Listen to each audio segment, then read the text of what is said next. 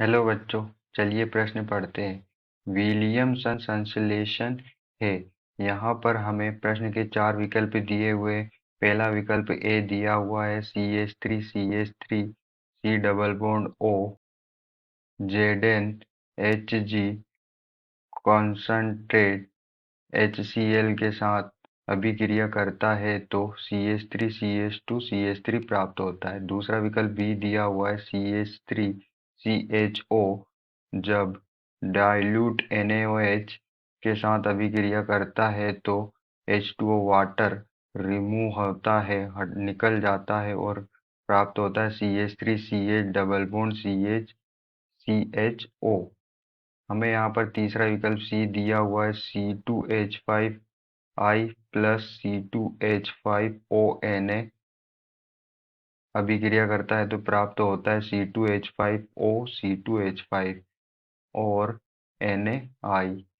हमें यहाँ पर चौथा विकल्प डी दिया हुआ है HCHO जब अभिक्रिया करता है NaOH से तो प्राप्त होता है ACOONa प्लस CH3OH। चलिए अब हम प्रश्न की मुख्य अवधारणा देख लेते हैं। तो यहाँ पर हमारे प्रश्न की मुख्य अवधारणा क्या होगी? विलियमसन संश्लेषण विलियमसन संश्लेषण विधि में ईथर का निर्माण होता है। इसमें हम एल्किल हैलाइड की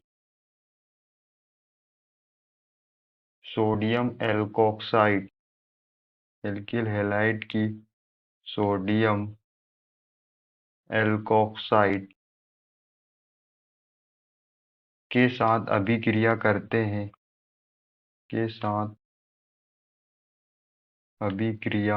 करते हैं तो हमें ईथर प्राप्त होता है। तो विलियमसन संश्लेषण विधि में हम ईथर बनाने के लिए प्रयोग करते हैं। चलिए अब हम देख लेते हैं अभिक्रिया में। तो हमारी विलियमसन संश्लेषण अभिक्रिया या विधि में हम RX एल्किल हैलाइड की अभिक्रिया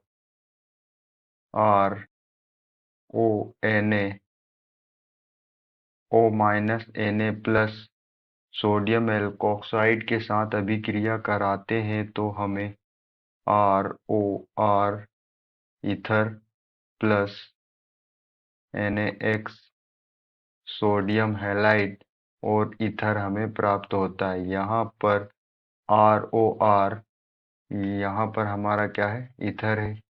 तो जब हम R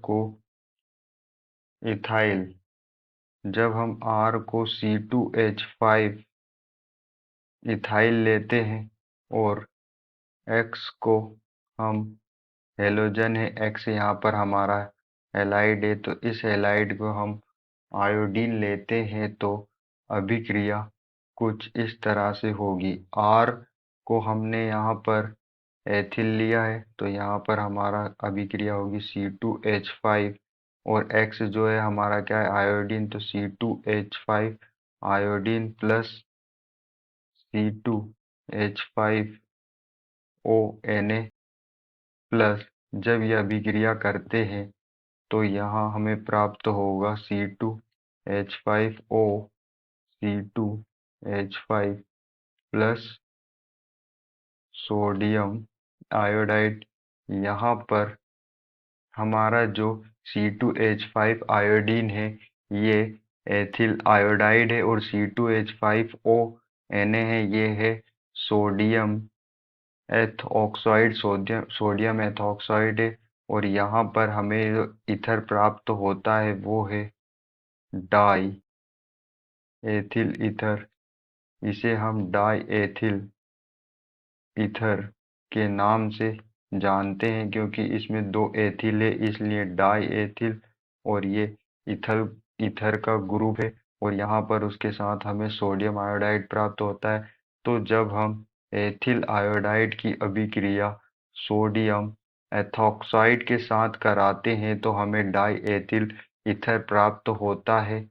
हम अपने ऑप्शन चेक कर लेते हैं। हमें ऑप्शन सी में दिया हुआ है C2H5 एथिल आयोडाइड की अभिक्रिया जब सोडियम एथॉक्साइड के साथ कराते हैं तो डाई एथिल ईथर प्राप्त होता है और सोडियम आयोडाइड के साथ।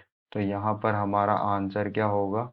सी होगा। आशा करते हैं आपको समझ में आया होगा। धन्यवाद।